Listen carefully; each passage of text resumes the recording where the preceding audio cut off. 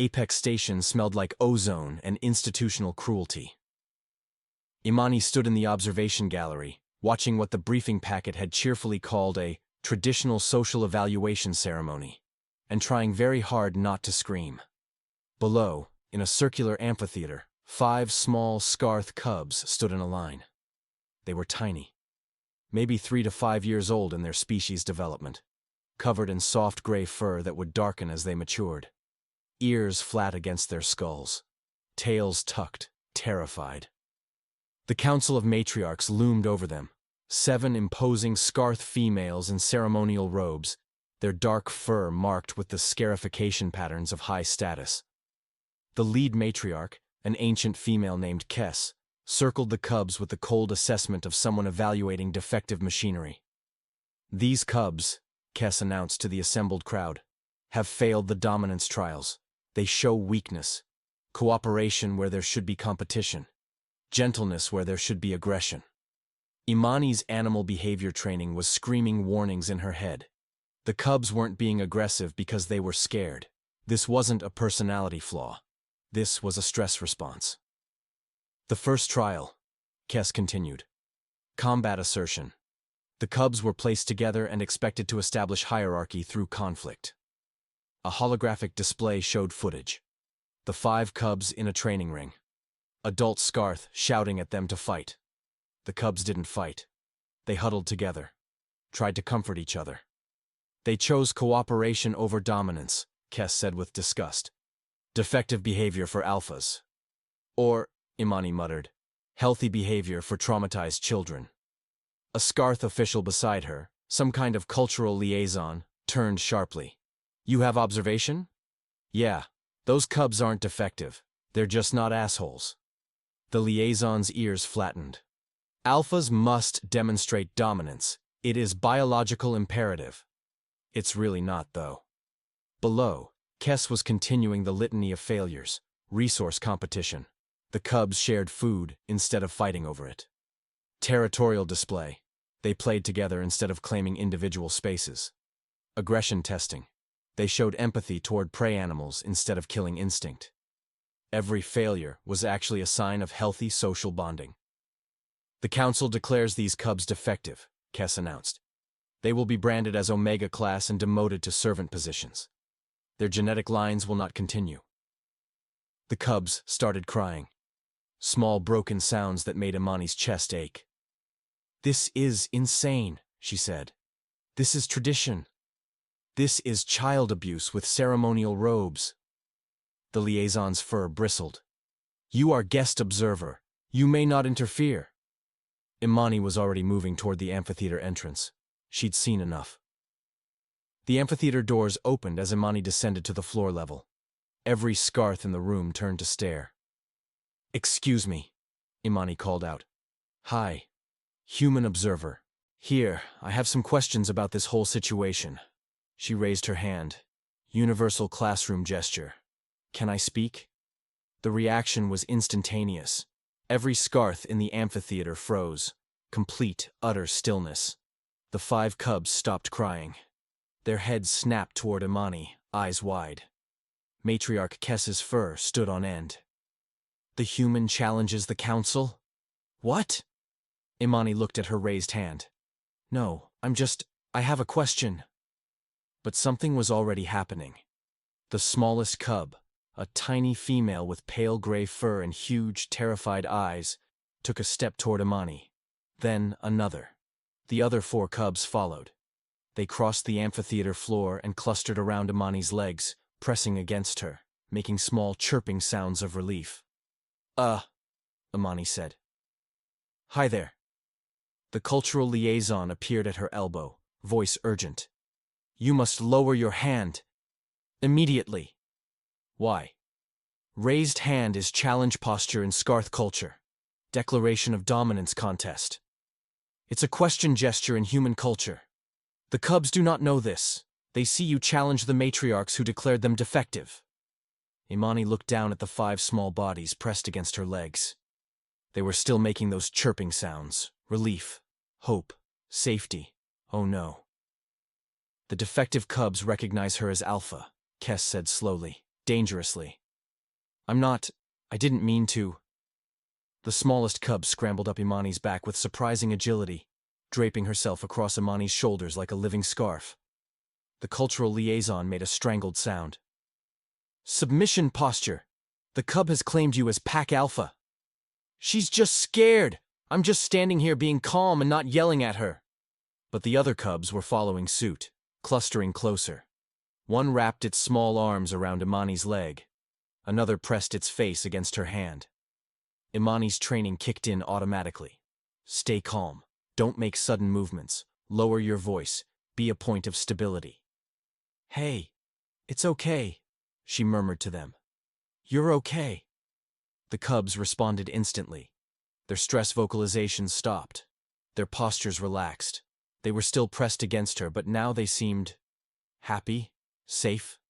The smallest one on her shoulders nuzzled against Imani's hair and made a contented purring sound. What is your name, small one? Imani asked gently. The cub's translator activated. Asha, came the soft response. Okay, Asha, we're going to figure this out. Matriarch Kes descended from the raised platform, robes sweeping. The other matriarchs followed, forming a semicircle around Imani and the cubs. The human has claimed pack bond with defective alphas, Kes declared. I literally just stood here. You raised the challenge. They accepted you as alpha. By law, you must prove their worth as pack members, or they will be culled. Imani's blood went cold. Culled as in killed? Removed from breeding population, sterilized, branded with failure marks, exiled from pack territories. You're going to exile children for not being violent enough. They are defective. They weaken the pack. They're cooperative. They show empathy. They're emotionally intelligent. Imani could hear her voice rising but couldn't stop it. These are good traits, not for alphas. Then maybe your definition of alpha is the problem. The amphitheater went silent. Kes's eyes narrowed. You challenge our understanding of pack dynamics? I challenge any system that punishes kids for being kind to each other, yeah. Then prove it. Kes stepped closer. You have claimed these cubs. You believe they are worthy. Demonstrate this. You have 48 hours to prepare them for the worthiness trials. If they pass, they remain in alpha class. If they fail... She didn't need to finish. Imani looked down at the 5 cubs pressed against her. At Asha, still perched on her shoulders, trembling slightly. At the others, watching her with desperate hope. What do the trials involve? Imani asked. Dominance displays, aggression testing, hierarchical combat, resource competition, territorial assertion. Kes's voice was cold. All the things these defective cubs have already failed. Right. So you want me to train gentle, cooperative cubs to be aggressive and competitive in 48 hours? Yes. Or they get branded and exiled. Correct. Imani looked at the matriarchs, at the assembled Skarrth, watching from the galleries, at the cultural liaison who looked like he wanted to disappear. Then she looked at the cubs again, at their too thin bodies and stress-worn fur, at the way they trusted her after 60 seconds of calm presence.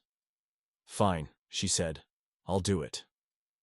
Kes's expression might have been satisfaction, or might have been anticipation of watching Imani fail. The trials begin in 2 days, at dawn. Do not be late. The matriarch swept out of the amphitheater, robes trailing.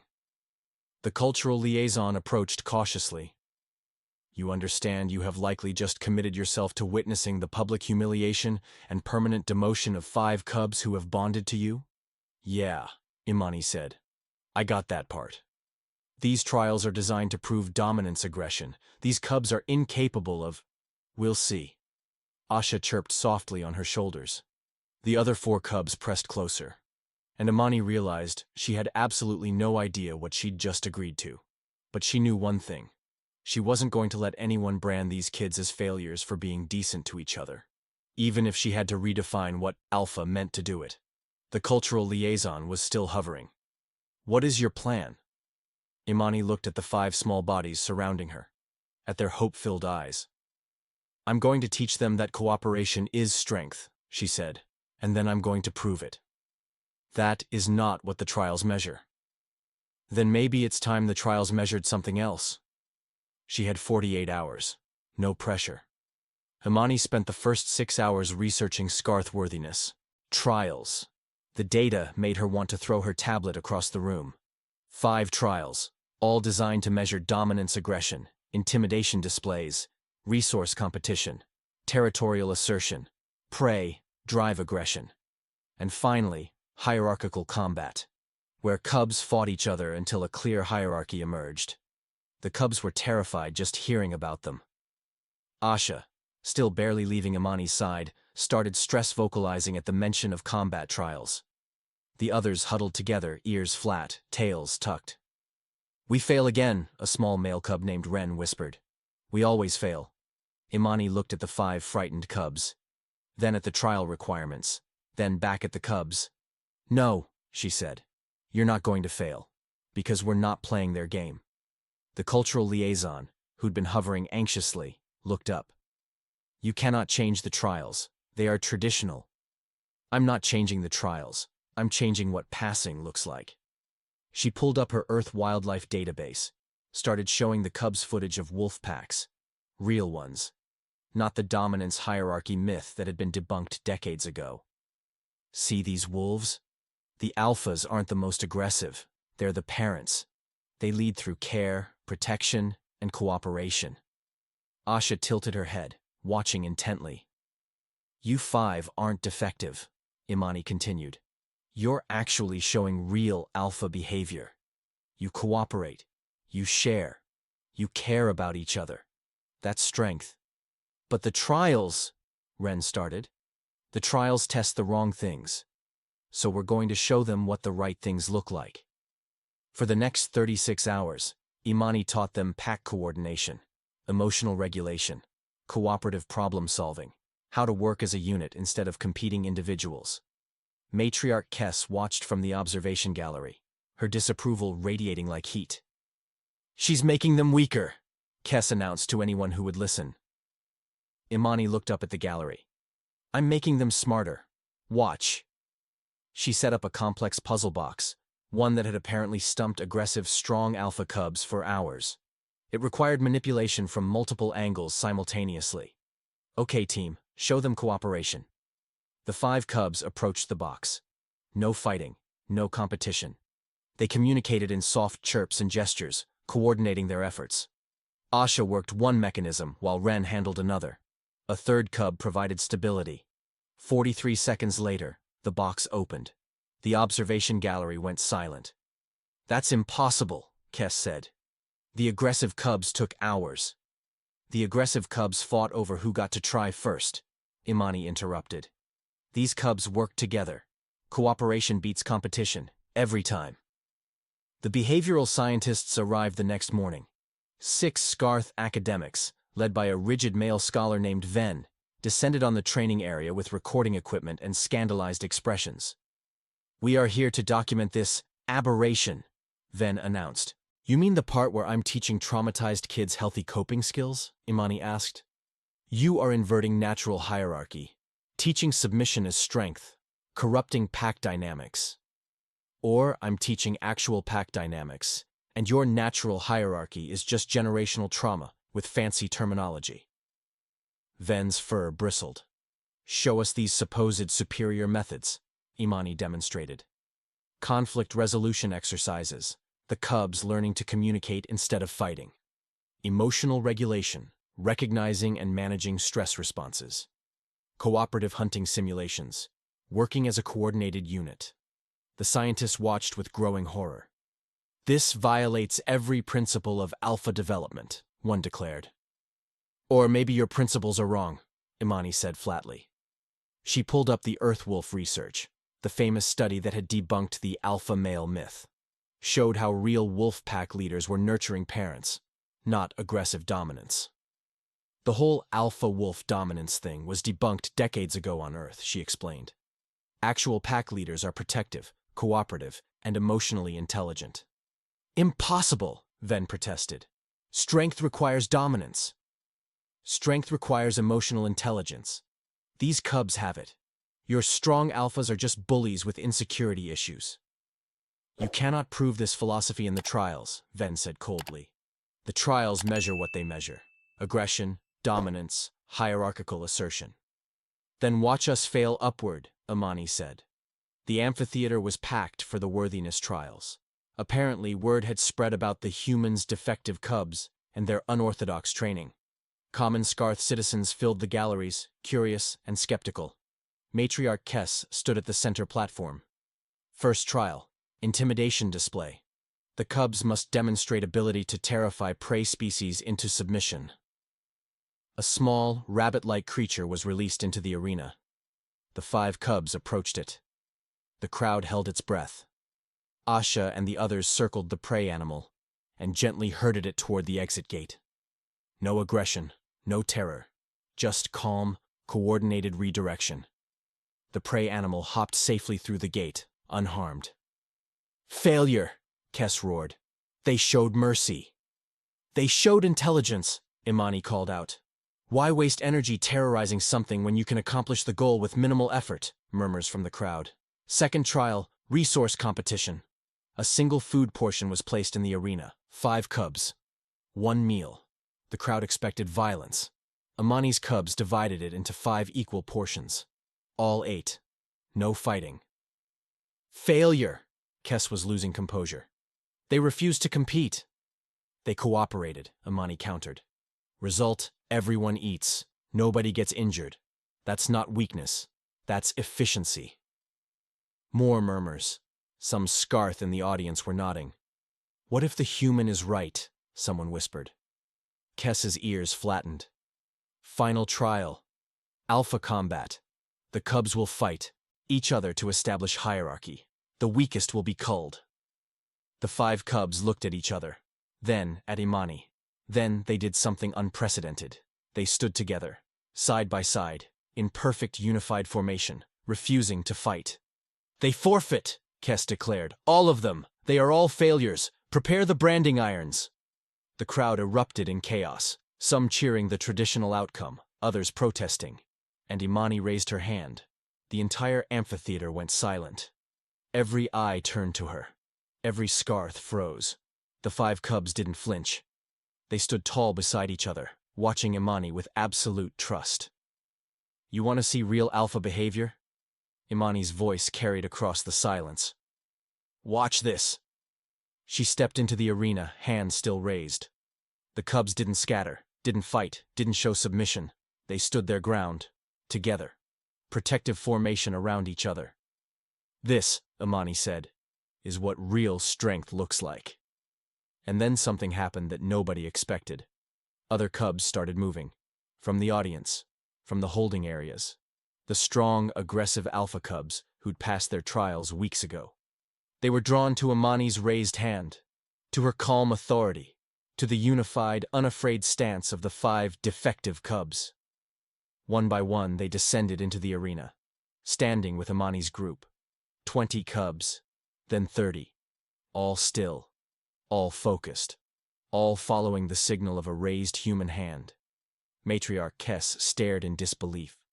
"What," she whispered, "is happening?" Scholar Ven's recording equipment clattered to the floor, and Imani smiled. "This is what happens when you stop teaching dominance and start teaching trust." The amphitheater held its breath. 30 cubs stood with Imani. 25 strong alphas who'd passed their trials. 5 defective cubs who'd refused to fight. All of them still, silent, focused on the raised human hand. Matriarch Kess stared at the impossible scene. What is she doing?" Scholar Ven's voice shook. "She's not challenging. She's commanding, without aggression, without dominance displays. Just," he gestured helplessly, "authority." Imani lowered her hand slowly. 30 cubs sat in perfect unison. The crowd erupted in shocked murmurs. "You've been selecting for aggression and calling it strength," Imani said, her voice carrying across the amphitheater. "But real pack leaders don't dominate through fear." She raised her hand again. The cubs stood, lowered it. They sat. No force, No threats. Just calm, clear communication. These 5 cubs you called defective? Imani gestured to Asha and the others. They're actually showing true alpha behavior. They cooperate. They communicate. They regulate their emotions. They put the pack before their ego. A matriarch in the council row shifted uncomfortably. You're strong alphas, Imani continued. They're just reactive, aggressive, and frankly, exhausting. They fight because they don't know how to lead. They dominate because they can't inspire trust. Lies! Kessa's fur bristled. Strength requires dominance. This is natural law. It's really not, though. Scholar Ven stood abruptly. Then demonstrate.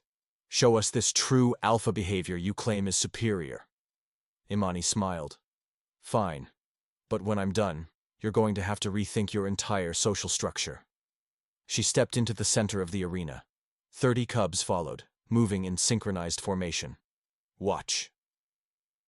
What happened next would be analyzed by xenopsychologists for decades. Imani used hand signals, body language, tone modulation. The cubs responded instantly, fluidly. Complex coordination exercises that would have taken aggressive cubs hours of fighting to establish. They moved like water, like a single organism with 30 bodies. She signaled for formation changes. They flowed into new patterns, protective clusters, hunting formations, defensive positions. No aggression, no competition, just perfect cooperation. The audience watched in stunned silence. Then Imani did something that made the entire council gasp. She sat down, cross-legged, and turned her back on the 30 cubs. Ultimate vulnerability in Skarrth culture. An alpha never showed their back to the pack. It was an invitation to challenge, to attack, to overthrow. The cubs didn't attack. They formed a defensive circle around her, facing outward, protecting. They would defend her with their lives, and she'd never threatened them once. Matriarch Kessa's voice was barely a whisper. They would die for her. Imani stood, turned to face the council. This is what real alpha behavior looks like. Not dominance, trust, not aggression, cooperation, not fear, respect. She looked at each matriarch in turn. You've been traumatizing generations of cubs to create aggressive, reactive adults who can't work together. You call it strength. I call it broken. The council chamber descended into chaos. Some matriarchs shouting, others arguing, citizens in the galleries taking sides. Ven stepped forward. The council must vote, accept this new definition or maintain tradition. The vote is... The distress alarm cut through everything. Red lights strobed. A klaxon wailed. The station's emergency broadcast activated. Hostile forces detected. All personnel to defensive stations. This is not a drill. The amphitheater erupted in panic. And in that moment of crisis, the difference between Imani's cubs and the traditional strong alphas became devastatingly clear. The aggressive alpha cubs scattered, fighting each other to reach exits, creating chaos. Some attacked the panicking civilians in their territorial fear response. Imani's 5 defective cubs moved immediately into protective formation. Asha herded a group of terrified younglings toward the designated shelter. Ren coordinated with adult civilians to establish orderly evacuation. The others formed a defensive perimeter, calm and focused. No panic, no aggression, just trained, cooperative response. The 20 strong cubs who'd joined Imani's demonstration looked at each other. Then at the chaos their aggressive peers were creating. Then at the calm efficiency of the defective 5. They made a choice. They joined Imani's cubs, followed their lead, helped evacuate civilians. Matriarch Kess watched her carefully cultivated strong alphas create more damage than the actual threat.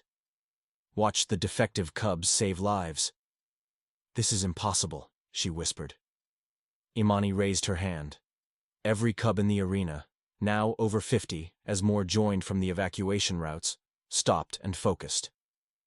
Evacuation formation, Imani said calmly. Protect the vulnerable. Move as one. They did. The cubs transformed from frightened individuals into a coordinated rescue operation, herding civilians to safety, maintaining calm, working as a flawless unit. The hostile forces were repelled by station security before reaching the residential sectors. But the damage was done, to the Skarrth's understanding of strength. When the all-clear sounded, Matriarch Kess stood in the amphitheater surrounded by evidence she couldn't ignore. Defective cubs had saved dozens of lives. Strong cubs had caused injuries and chaos. The human had commanded 50 cubs with a raised hand and a calm voice. No violence, no dominance displays, just trust. Scholar Venn approached Kess slowly. Matriarch, I believe we may need to reconsider our evaluation criteria.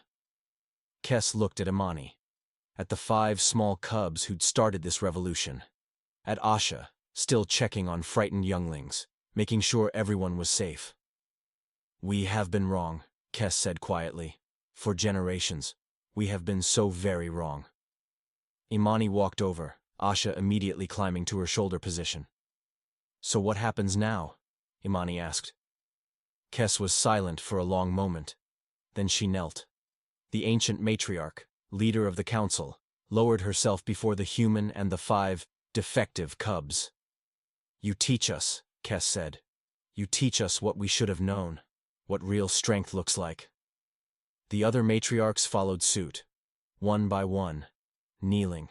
Scholar Venn's recording equipment captured every moment, and Imani looked at the 30 cubs who'd followed her hand signals, at the 5 who'd been branded as failures for being kind, at the entire civilization kneeling before the idea that cooperation might be stronger than dominance.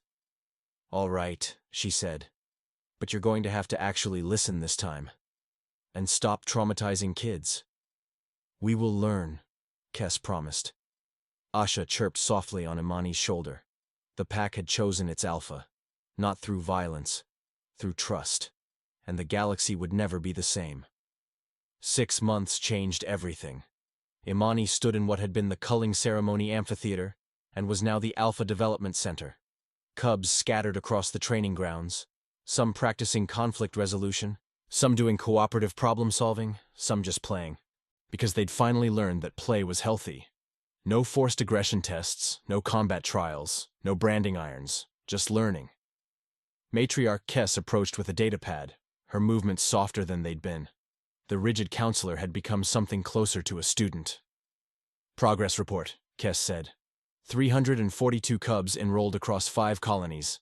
8 more settlements have requested curriculum implementation. 0 incidents of aggression-related injuries in the past 90 days. How are you doing with the emotional regulation protocols? Imani asked, watching a cluster of cubs working through a puzzle together. Kess's ears flicked, embarrassment. I attempted to comfort young Bren yesterday when he experienced stress over the coordination exercises. And he responded positively. Thanked me. Kess sounded almost confused. I did not need to assert dominance, just presence. You're learning. The original 5 defective cubs had become assistant instructors. Asha, no longer the trembling, terrified youngster Imani had first met, was demonstrating calming techniques to a group of newly arrived cubs who'd been trained in the old aggressive ways.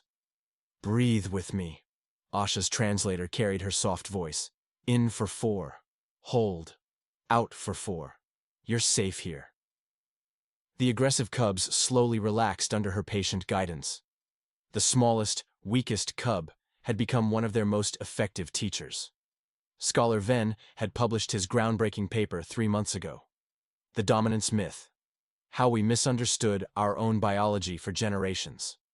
It was causing academic earthquakes across Skarrth intellectual circles. Other colonies were demanding copies of Imani's curriculum. Traditional matriarchs were being challenged by younger generations who'd seen the footage of cooperative cubs saving lives during the attack. The weak cubs weren't just surviving, they were thriving, becoming leaders through competence, emotional intelligence, and cooperation. Everything the old system said was impossible. Imani set up her recording equipment in the training center that evening. Time for her final mission report to Earth Command. She hit record, settling into her chair. Asha immediately climbed onto her usual shoulder perch. Some habits die hard. Hey, Earth Command. Final report from Apex Station. Imani smiled tiredly at the camera. So, update.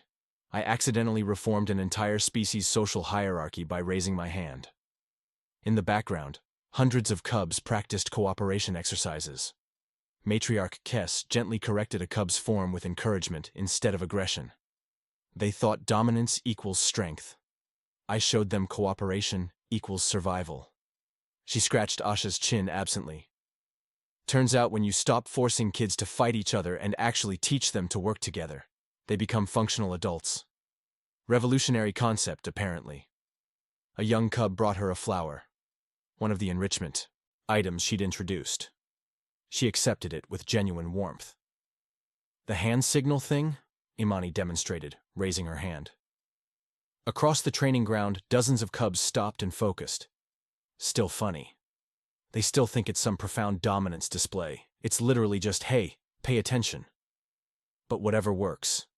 She lowered her hand. The cubs resumed their activities. Matriarch Kess has become my unlikely ally.